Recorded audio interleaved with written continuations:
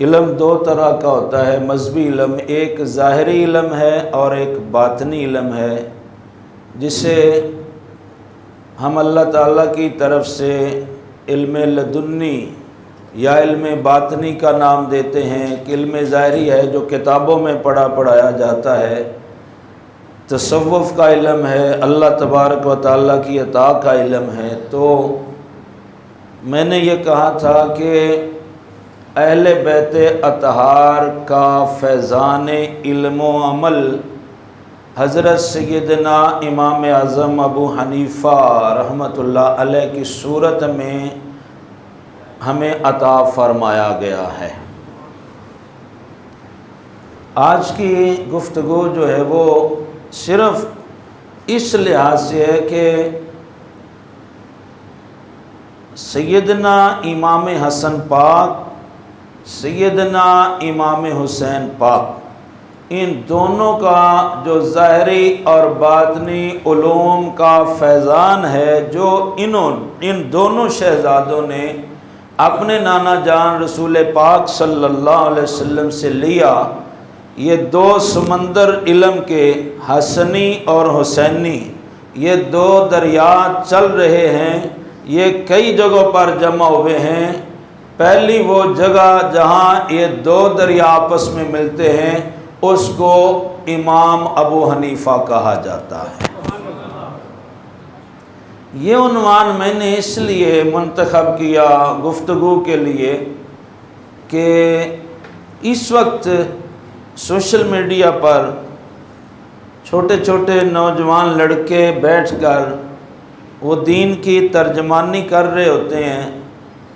اگر ان سے وضو کے واجبات پوچھے جائیں کہ بھئی یہ تو بڑی باتیں ہیں جو آپ کر رہے ہیں، طہارت کی مکمل تفصیل جو دین اسلام میں وہ بتا دیں تو وہ نہیں بتا سکیں گے۔ وہ جن کو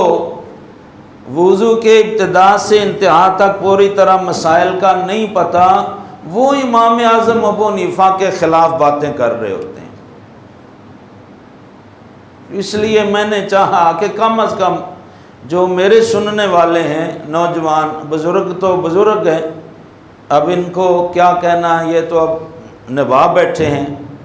یہ تو آخرت کی تیاری میں لگے ہوئے ہیں۔ جو نوجوان بچے آتے ہیں ہمیں سننے کے لیے، ان کی معلومات میں اضافہ کرنے کے لیے میں نے یہ اس عنوان کا انتخاب کیا کہ آخر یہ امام اعظم ابو حنیفہ کون شخصیت ہیں، کیا تعارف ہے، کیا کرتے ہیں، کہاں پڑھتے ہیں، کس سے پڑھتے ہیں، ان کا تھوڑا سا حوالہ اہل بیت نبوت کے گھر سے میں دینا چاہتا ہوں تاکہ لوگوں کے ذہن کم از کم جو ہمیں سننے کے لیے آتے ہیں ان کے ذہن صاف ہو جائیں۔ سب سے پہلی بات یہ ہے کہ خود آپ امام اعظم ابو حنیفہ فرماتے ہیں، میں 16 سال میری عمر تھی جب میں اپنے والد صاحب کے ساتھ پہلی مرتبہ بیت اللہ شریف کا حج کرنے کے لیے گیا تو حرم کعبہ میں نے دیکھا کہ حاجیوں کا بہت بڑا حلقہ ہے، مجلس ہے، محفل ہے، ان میں ایک بزرگ بیٹھے ہوئے ہیں، وہ مسائل بیان کرتے ہیں۔ جب ان بزرگوں کے چہرے پر نظر پڑی تو ایسا لگا جیسے دوپہر کا سورج ان کے چہرے پہ چمک رہا ہے، اتنا خوبصورت چہرہ تھا، چہرے پر حسن بھی تھا، جلال بھی تھا، رعب بھی تھا،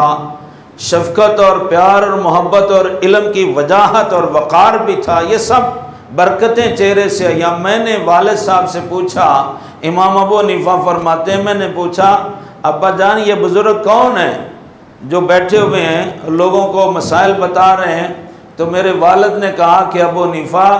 ان کا نام عبداللہ ہے، یہ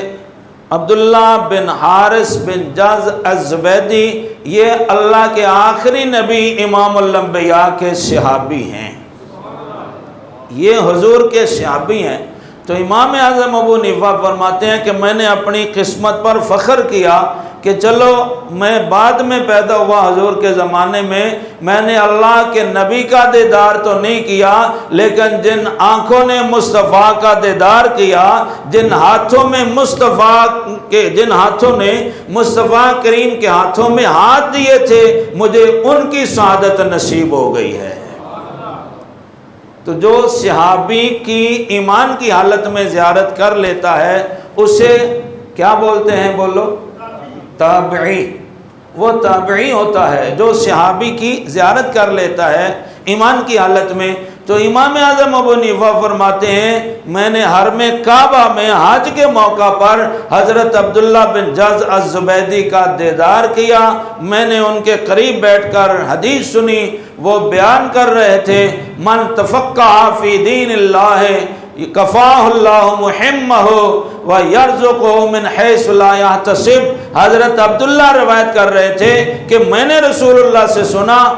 جو دین کا علم حاصل کرتا ہے اللہ اس کی مشکلات میں اس کی مدد کرتا ہے، اور جہاں سے اس کا وہم و گمان بھی نہیں ہوتا وہاں سے اللہ دین کے اس خادم کو رزق عطا فرماتا ہے۔ کعبہ میں سنی حضرت عبداللہ بن جز رضی اللہ تعالیٰ عنہ کی زبانی، یہ امام اعظم ابو حنیفہ یہاں تابعی بن گئے، شرف تابعیت انہیں حاصل ہو گیا۔